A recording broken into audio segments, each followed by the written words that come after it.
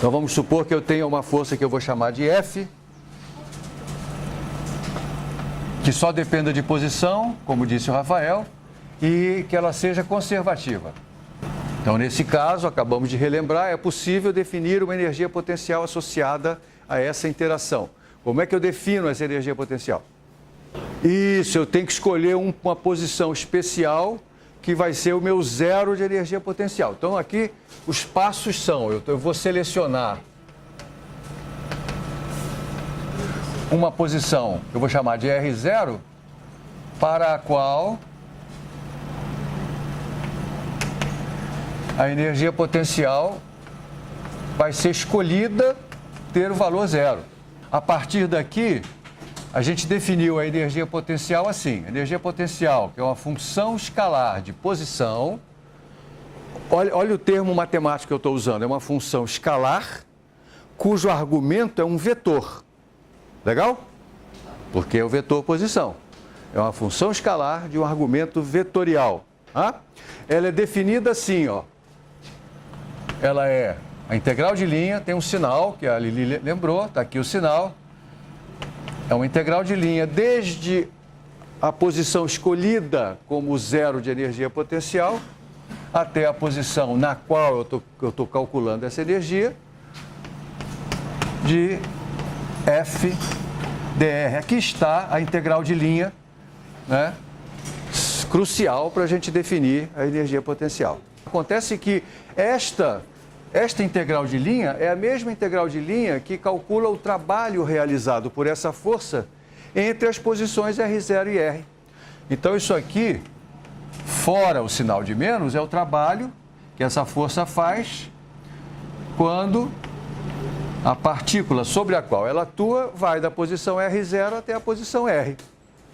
Ok? Mas nós já sabíamos que o trabalho feito neste trajeto ele é igual à variação de energia cinética. Nós tínhamos provado isso. Então, provamos que W, trabalho feito entre as posições R0 e R, é igual à variação de energia cinética, que eu vou escrever assim, é o valor da energia cinética quando a partícula está na posição R, do qual eu subtraio o valor da energia cinética quando ela está na posição R0. Acontece que este trabalho, com o sinal de menos, define a energia potencial.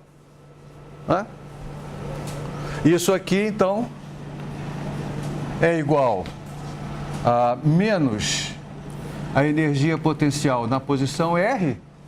E aí, Matheus, ó, a energia potencial na posição R0 é zero, mas eu vou escrevê-la aqui. E você, então, jogando as coisas para um lado e para o outro, você obtém que a energia cinética calculada na posição R, somada com a energia potencial calculada na mesma posição, tem como resultado o mesmo valor obtido quando eu faço a mesma soma na posição R0.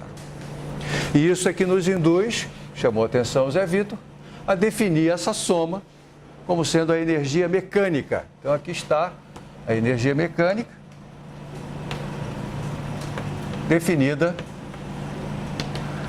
como a soma da energia cinética com a energia potencial.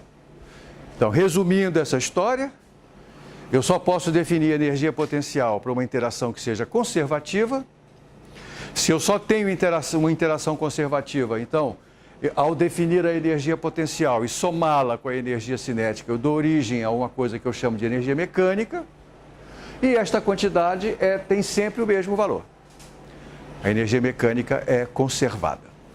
Por isso que nós chamamos a força de conservativa. Olha lá, olha a conexão dos dois nomes, ela é conservativa porque ela produz conservação da energia mecânica. Se nós tivermos mais de uma interação em jogo, e se todas elas forem conservativas, então eu posso definir uma função energia potencial associada a cada uma das interações. E aí eu posso reproduzir o mesmo raciocínio, agora não mais para uma única parcela de energia potencial, mas para várias parcelas, cada uma delas correspondendo a uma interação conservativa. Você já viu isso no seu estudo anterior de física, quando você estudou, por exemplo, sistemas sujeitos à interação gravitacional e interação elástica. O famoso problema do ensino médio, do bloquinho que comprime uma mola, aí a mola, ele é solto, a mola empurra e ele sobe uma rampa. Esse problema todo mundo já fez 20 vezes na vida. E você resolve esse problema essencialmente impondo o fato de que a energia mecânica tem que ser conservada, você despreza o atrito, aquelas coisas todas. E aí, quando você calcula a energia potencial, você tem que somar a parcela elástica com a parcela gravitacional. Legal? Então, é nesse ponto que a gente está. Só que, infelizmente, para nós, chamou a atenção aqui a Bianca num certo ponto, num certo momento, nem todas as interações são conservativas. Nós já tínhamos apontado algumas interações que são claramente não conservativas. Elas são mais difíceis da gente trabalhar, porque a gente não consegue mais definir uma energia potencial para elas, já não vale mais, portanto, já não posso mais falar em conservação da energia mecânica. Uma força não conservativa importante no nosso cotidiano é a força de atrito. A força de atrito cinético é uma força claramente não conservativa, né? Porque ela não depende da posição, ela depende, na verdade, da velocidade. Além disso, a integral de linha dela entre dois pontos depende do trajeto. Portanto, ela não é uma força conservativa. Então, nesse caso, nós ficamos com um problema novo. Porque se eu estou em presença de uma interação não conservativa, além das interações conservativas, então a minha força resultante, ela vai poder ser decomposta da seguinte maneira. Uma força associada, ou várias, pode ter uma ou mais do que uma, vou escrever só uma por preguiça.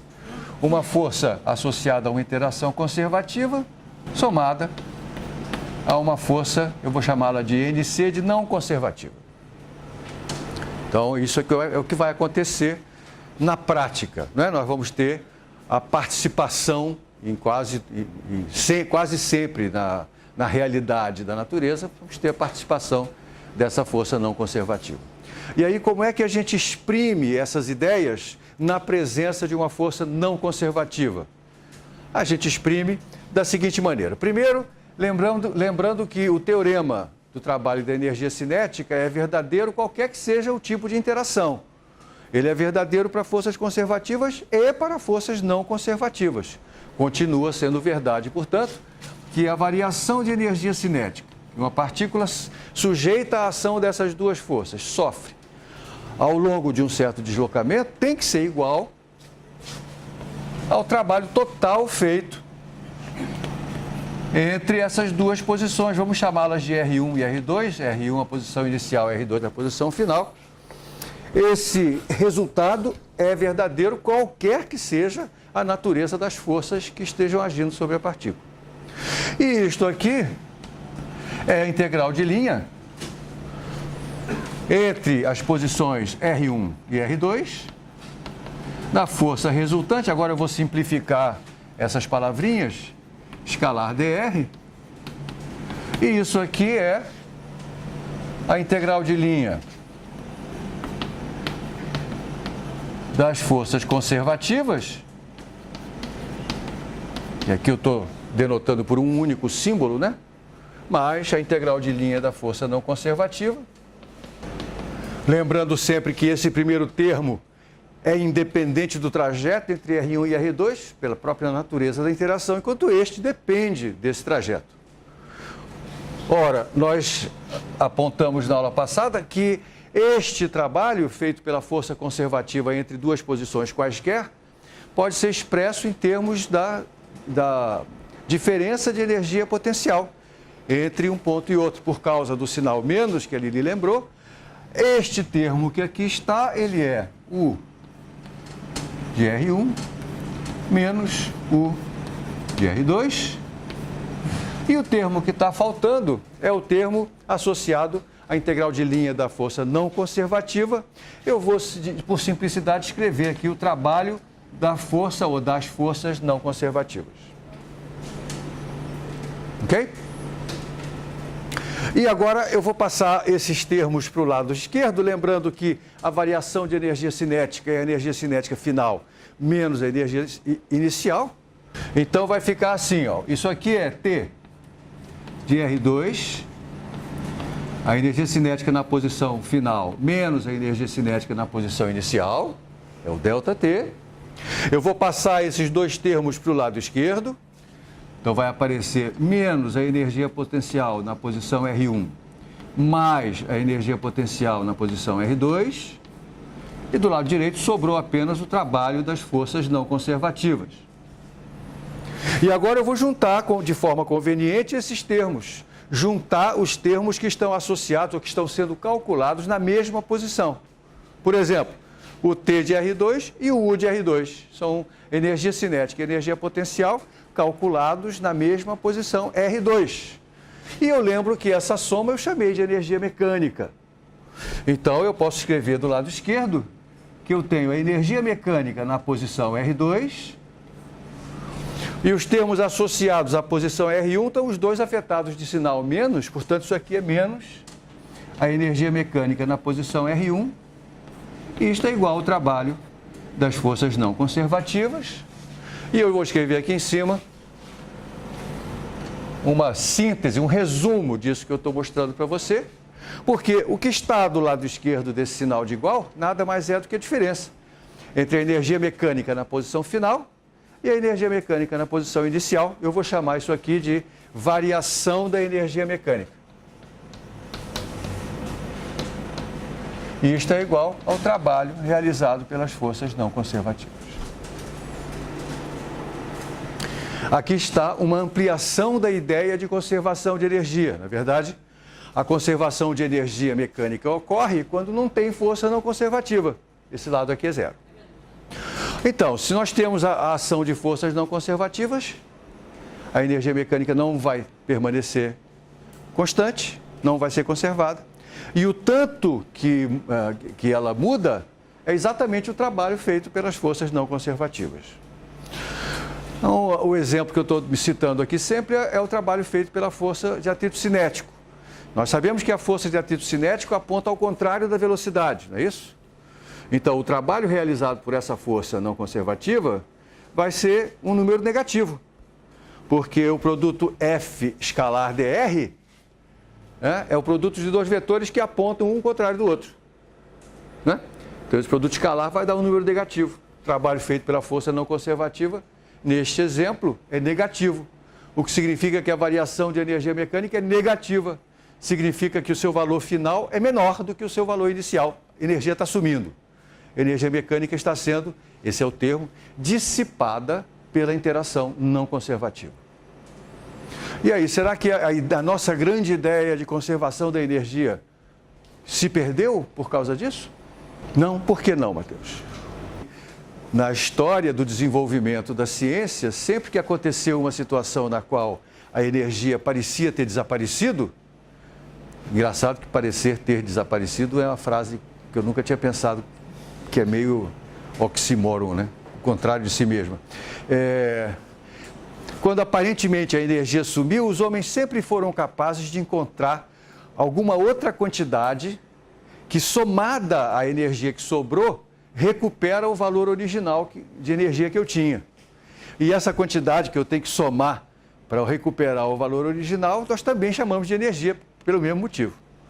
Então, nós sempre fomos capazes de encontrar, sempre que aparentemente a energia tinha desaparecido, sempre fomos capazes de encontrar uma outra quantidade que, somada à energia restante, recupera o valor original que eu tinha de energia. E, portanto, nós chamamos isso aí de energia. Legal? Esse é o conteúdo fundamental que vai estar expresso na primeira lei da termodinâmica. E vai dizer para a gente que a energia, na verdade, pode se apresentar de diversas maneiras diferentes, diversas formas diferentes. E se eu levar em consideração todas essas formas, então vai valer um princípio muito mais geral do que esse que eu estou enunciando aqui, que é um princípio de conservação da energia como um todo, não mais apenas da energia mecânica. Então, a energia mecânica, sim, ela pode sumir. Em compensação, alguma outra coisa aparece e essa outra coisa eu vou dar o nome de energia. Tá legal?